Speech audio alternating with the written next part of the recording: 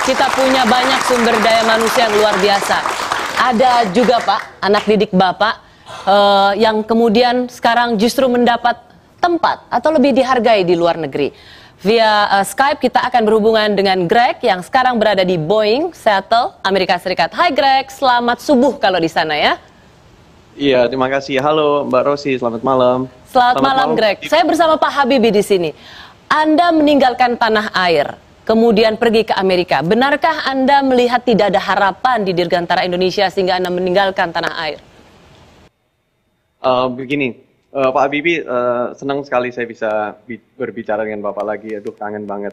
Udah lama nih. Pertama-tama, saya ingin berterima kasih dulu sebetulnya kepada IPTN ya, karena saya belajar banyak sekali tentang desain pesawat, tentang hal-hal tentang pesawat selama saya di IPTN, selama 8 tahun saya di IPTN, dan itu adalah modal utama saya untuk bisa kerja di Boeing. Justru itu ya modal utama ya, sehingga Anda dilihat di Amerika ya sebagai memiliki kapasitas ya. Kalau Pak Habibie kembali untuk Dirgantara Indonesia untuk DI, maukah Anda kembali untuk DI? Bisa, boleh? Ini Pak Habibie dengar langsung loh. Kalau ada permintaan Anda untuk Pak Habibie, apa yang ingin Anda minta? Begini, Pak Habibie adalah bapak industri pesawat modern Indonesia. Itu semua orang tahu. Dan di Boeing sini kalau saya bilang soal IPTN, itu selalu mereka, oh Habibie, is that Habibie? Jadi udah kayak selebriti di Boeing sini. Wow. Dan saya yakin bisa lihat Pak Habibie konsentrasi penuh ke IPTN atau PT DI, ini bakal meningkatkan motivasi dan moral karyawan PT DI sekarang. Dan saya yakin juga kita pasti bisa membangkitkan Dirgantara Indonesia lagi. Iya, membangkitkan Dirgantara Indonesia kembali. Pak Habibie, ada yang mau Bapak sampaikan untuk Greg? Pokoknya belajar sebanyak mungkin, dan nanti jikalau benar-benar ada kesempatan untuk menerapkan apa yang bekal yang oleh-oleh yang Anda bisa bawa dari Boeing untuk saudara-saudara Anda di tanah air. Seperti saya dulu juga waktu dipanggil pulang, tanpa pikir 2 kali langsung pulang untuk membantu pembangunan itu. Ya. Saya yakin Anda pun membawa nama baik Indonesia di sana. Terima kasih Mas Greg. Terima kasih, selamat malam. Ya. Pak Habibie, bagaimana melukiskan perasaan Bapak? Bangga atau sedih melihat banyak SDM kita yang begitu baik justru dicaplok di negara lain karena di sini tidak terpakai gitu? Sedih. Saya sedih karena mereka dipersiapkan untuk menjadi pioneer, merupakan ujung tombak dari perjuangan bangsa ini untuk dapat menguasai ilmu pengetahuan dan teknologi secara mandiri dan membuat suatu produk secanggih apapun juga seperti pesawat terbang itu. Atau mungkin gini ya Pak ya, kenapa dulu dengan seluruh kemajuan yang kita miliki hampir 15 tahun silam, visi Bapak dianggap terlalu cepat begitu Pak? Tidak benar. Proyek ambisius sehingga itu kemudian dimentahkan. Saya rasa itu yang mengatakan proyek ambisius itu tidak benar. Kita harus melihat ya, pasar domestik Indonesia di dalam bidang dirgantara, commercial airplane, itu tidak perlu saya berbicara dengan angka-angka. Anda masuk aja ke lapangan terbang, melihat berapa banyak pesawat terbang yang mirip seperti N250 terbang. Memang bahwasanya adalah bahwa pesawat-pesawat terbang yang ada di bumi Indonesia untuk commercial airplane adalah hasil rekayasa dan ciptaan putra-putri Indonesia sendiri. Meskipun ada kemudian Pak, kan ada peristiwanya Pak, ditukar dengan ketan gitu ya Pak ya. Itu gimana ceritanya sebuah proyek yang mega karya seperti itu bisa ditukar dengan ketan? Jangan lihat tukar dengan ketan, itu kan biasa saja. Kalau orang dia mau beli sesuatu, ya, dia mau beli sesuatu, oke, maka dia kan butuh duit. Duitnya dari mana? Dari produksi dalam negeri. Kalau produksi dalam negeri memang dia hanya mampu dengan beras, ketan atau apa saja, ya kita harus terima itu. Tapi bukan beras ketannya, kan dia jual. Jadi alat tukarnya maksudnya. Anda bisa mengatakan barter atau alat tukar, tapi sama saja dia yang menjual barangnya yang buatan dalam negeri, dan hasil uang tersebut ya dia manfaatkan untuk beli produk kita. Itu wajar. Jadi Bapak menolak kalau itu sebagai salah satu tanda bahwa produk ini gagal begitu sehingga tidak laku dijual, tidak betul? Tidak benar, tidak benar. Pak Marwoto, apa harapan Bapak pada Pak Habibie soal Dirgantara Indonesia? Kalau berkenan ini PTD monggo bisa turun lagi untuk mencampuri itu.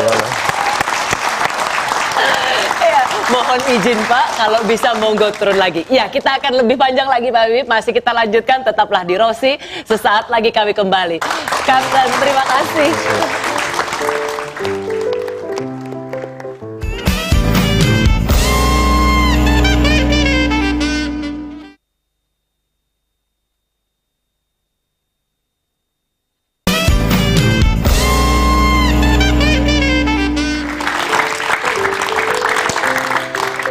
Ya, Anda masih bersama Rosi dan Pak Habibie. Kita berbicara soal bagaimana mengembalikan kejayaan Dirgantara Indonesia. Indonesia bisa ya Pak Habibie?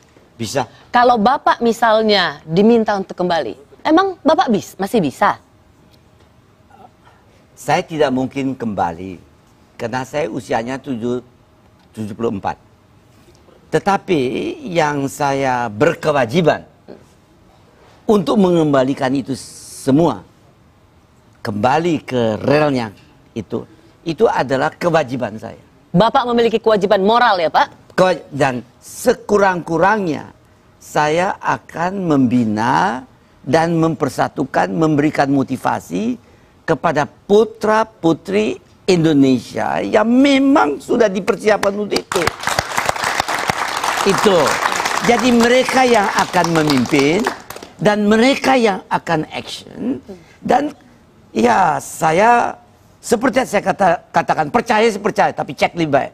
Nanti saya selalu cek apa benar. Karena saya sangat berkepentingan, dan Anda juga berkepentingan, bahwa saudara-saudara kita, bagi saya anak dan cucu saya itu, sukses. Betul. Harus lebih baik dari diri saya sendiri.